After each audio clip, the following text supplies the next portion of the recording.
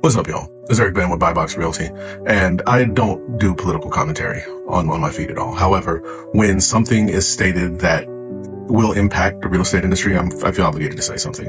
So let's start here. A proclamation is just a proclamation. We don't have any idea how this is actually going to play out or how it's going to impact the world or the real estate industry as we see it. However, for the sake of the video, let's play the game.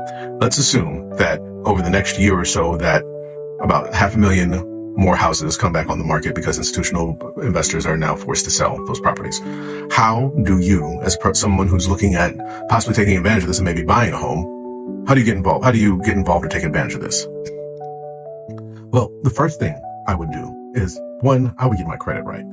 Here's the reality. Stop fooling yourself. You're not going to be able to buy a house with bad credit. And if you do somehow luck up and get some kind of program that's not crazy predatory, you're going to end up paying twice as much for your house as your neighbor is. So just pay your bills, get your credit right. I'm not saying go to one of these shady outfits and, see if they can illegally clean your credit. Just go on Credit Karma or any of these other places that will show you and give you a wealth of knowledge about how to clean your credit. Otherwise, you're going to be stuck, man. Go ahead and just get your credit taken care of. Number two, get your house in order, which means basically declutter, clean your place. If you haven't touched it in 2 years, throw it out. You would be surprised at how many times I go work with sellers and they've got years and years and years of stuff in every crevice of the house, and it becomes a huge burden to move. And it's very hard to stage. People don't come into your house so they can see your stuff. They want to see how their stuff looks in it. So get rid of all your junk, and not just in storage. I mean, just period. Just get rid of all your junk.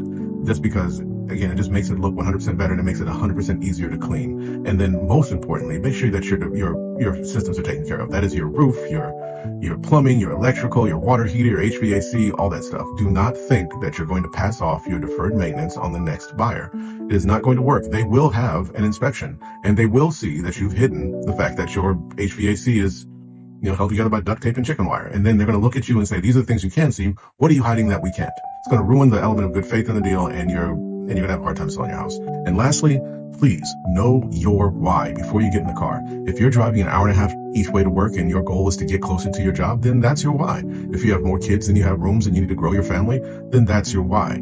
Looking at houses is so intoxicating. It's so fun. I know I love it, but you can quickly get caught up in things that do not matter or that are not important. You're going to end up in a big, beautiful house in a neighborhood you hate and a part of town you despise.